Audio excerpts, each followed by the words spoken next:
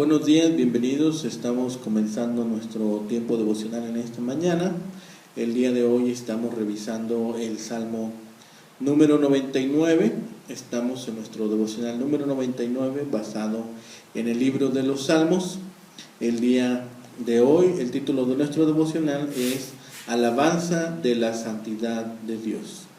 Alabanza de la Santidad de Dios. Vamos a hacer la lectura entonces de nuestro Salmo número 99 para meditar en esta mañana. Dice la palabra de Dios: Jehová reina, temblarán los pueblos. Él está sentado sobre los querubines, se conmoverá la tierra. Jehová en Sión es grande y exaltado sobre todos los pueblos. Alaben tu nombre grande y temible. Él es santo y la gloria del Rey ama el juicio. Tú confirmas la rectitud, tú has hecho en Jacob juicio y justicia. Exaltad a Jehová nuestro Dios y postraos ante el estrado de sus pies. Él es santo. Moisés y Aarón entre sus sacerdotes, y Samuel entre los que invocaron su nombre. Invocaban a Jehová y él le respondía. En columna de nube hablaba con ellos. Guardaban sus testimonios y el estatuto que les había dado. Jehová nuestro Dios, tú respondías. Les fuiste un Dios perdonador y retribuidor de sus obras. Exaltad a Jehová nuestro Dios y postraos ante su santo monte, porque Jehová nuestro Dios es santo. Bien, este salmo lleva el título, nuestro devocional lleva el título de Alabanza de la Santidad de Dios, y es el último del conjunto de salmos reales que comenzó en el Salmo 93. Alaba a Dios como el Rey de su pueblo. El salmo nos presenta la alabanza a Jehová en la grandeza de su gloria. Alaba al Rey en la justicia de su dominio y alaba a Jehová que contesta las oraciones de su pueblo. El Salmo nos presenta al mismo tiempo la grandeza de Jehová en su reino, la gloria de Jehová en su santidad y el ensalzamiento de Jehová en su trato generoso con los santos.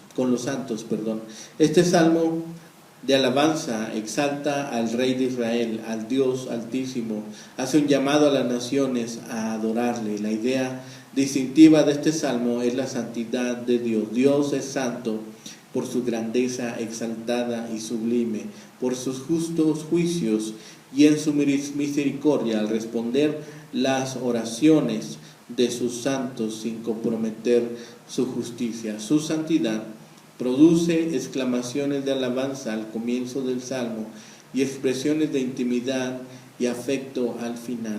Estas definen el ambiente en el cual la verdadera adoración se lleva a cabo. Además, la adoración íntima y personal se acentúa por el diálogo en espíritu de oración que se establece al final de cada sección. Los tributos del carácter divino de justicia y misericordia se unen en el versículo 8, donde Dios se venga a la vez que perdona el pecado. El salmista ve el gobierno del Señor sobre Israel en el Antiguo Testamento y anticipa el reino mesiánico de Cristo. El Salmo 99 finaliza con esta sección de poemas dedicados a la realeza de Dios. Son himnos que celebran la soberanía divina y que ponen claramente de manifiesto la importancia de la justicia y la verdad en la administración del Rey eterno. Este salmo, aunque destaca el tema de la misericordia divina, continúa y desarrolla los temas básicos de los poemas anteriores: el reinado del Señor, su poder centrado en Sión, su compromiso con la justicia y la revelación histórica de su naturaleza y las maravillas. Además, este salmo añade un nuevo elemento literario y temático de gran importancia teológica y práctica. Dios es santo. Como en los poemas anteriores, este salmo es un himno al Dios Rey que debe ser producto del periodo post-exílico. Igualmente, su contexto básico deben haber sido las fiestas anuales del pueblo particularmente las de cada año nuevo, que celebraban la soberanía del Señor y su poder extraordinario. La estructura literaria del Salmo puede entenderse de forma doble. La primera estructura divide el poema en 3 secciones identificables, como el título de Santo, que se ve en el versículo 3, 5 y 9, y una segunda estructura literaria utilizada en las 2 siguientes partes, con un estribillo: exaltada a Jehová nuestro Dios, en el versículo 5 y en el versículo 9. Primero vemos en los 4 versículos iniciales la exaltación que tiene el Señor como Rey de Sión sobre los pueblos. El Salmo comienza con esta expresión que se caracteriza en esta sección, que es una proclamación solemne de la majestad divina. El Señor es Rey, y ante su soberanía extraordinaria los pueblos tiemblan. El tema del reinado divino se expande para indicar que su trono se establece sobre los querubines, que es una posible alusión al arca del pacto, y está ubicado en Sión, que es una referencia poética a la ciudad de Jerusalén. Ante esa presencia majestuosa de Dios, que se describe como grande y temible, la tierra se conmueve y los pueblos se exaltan. El Dios monarca y soberano, que establece pactos con su pueblo y selecciona a Sión para morar, manifiesta su extraordinario poder, y las naciones todas lo reconocen con admiración. En efecto, el poder divino se manifiesta de manera internacional para poner de manifiesto su justicia, rectitud y santidad. 3 elementos indispensables para comprender la naturaleza divina y el poder relacionado con su nombre, que en la antigüedad era una referencia a su esencia más íntima y característica. Es importante señalar que el tema de la santidad se repite al menos en 3 ocasiones, como hemos dicho, versículo 3, 5 y 9, y se debe asociar tanto con la realeza del Señor como con su justicia. El poema identifica al pueblo como Jacob, que evoca las gestas antiguas de liberación, que alude a las intervenciones salvadoras de Dios a través de la historia nacional, particularmente en sus comienzos. Los versículos 5 y 9 son muy parecidos, funcionan como un estribillo del Salmo para destacar la importancia de las alabanzas, la exaltación y la humillación ante el Dios que es santo. La frase estrado de sus pies se convierte y actualiza en el santo monte, que alude a Sión para darle al Salmo dimensión histórica y concreta. Del versículo 6 al versículo 8, la segunda sección del poema desarrolla y profundiza los temas que se han expuesto en la primera parte del Salmo. La naturaleza real, justa y santa del Señor se hace historia, y la soberanía divina se concretiza con la referencia a varios personajes de gran importancia teológica en la historia nacional. El Salmo presenta a Moisés y Aarón identificados como sacerdotes, y a Samuel como ejemplos de personas que interceden ante Dios con éxito, pues son buenos testimonios de fidelidad. Dios respondía a sus plegarias por su naturaleza perdonadora y por retribución a sus vidas en lealtad. De acuerdo con el Salmo, la misión del Dios monarca, que ahora se identifica con el sentido de intimidad y pertenencia como nuestro, es responder al clamor del pueblo, hablar con la gente que intercede y castigar o perdonar las acciones de la comunidad, según sea el caso. Es el diálogo íntimo entre el Señor y la gente intercesora, pone de manifiesto una interesante dinámica de acción y reacción que transmite gran calidez y pertinencia al Salmo. Ante la acción justa y santa del Dios Rey, los pueblos reaccionan y tiemblan, y cuando se sientan a gobernar sobre los querubines, la tierra reacciona en estremecimientos. Como los salmos anteriores, los temas del señorío, soberanía y realeza de Dios se entrelazan para describir no solo la naturaleza santa de Dios, sino para poner en evidencia sus acciones redentoras en la historia. El Dios que reina con poder y autoridad, ama la rectitud, afirma el derecho, administra la justicia y apoya el juicio. De acuerdo con el Salmo, la realeza divina está inseparablemente unida a la justicia y la santidad, que son sus características morales más importantes. A través de algunas personas que se identifican por su espíritu de oración e intercesión, el Señor soberano establece diálogos con la humanidad que contribuyen de manera destacada y positiva al reconocimiento de su poder salvador. Y en ese esfuerzo heroico por establecer la justicia en el mundo, el Señor requiere aliados, tanto individuales como nacionales. En este sentido, Jesús vivió a la altura ética que demanda este poema. Unió los temas de la salvación al de la justicia y la santidad, pues en su estilo de vida y enseñanzas afirmaba la importancia de la fidelidad a Dios y la necesidad del compañerismo y la solidaridad humana. No se hizo menos el Señor ante los reclamos malsanos y egoístas de las autoridades religiosas y políticas de su época, sino que les confrontó con autoridad, los desafió con firmeza y le llamó con valor para destacar y articular las implicaciones liberadoras de las experiencias religiosas saludables, redentoras y gratas. Jesús de Nazaret vivió hasta las últimas consecuencias las implicaciones de ese estilo de vida justo, santo y real que hemos visto en este salmo. No detuvo su caminar profético y desorientó su palabra transformadora ante las amenazas de las autoridades, ni el rechazo de los sectores religiosos, ni el temor o la negación de sus amigos, ni la traición cobarde de un colaborador, ni la cruz, ni la misma muerte. Este Salmo 99 nos habla de este Dios de santidad. Es un salmo al Dios de la santidad.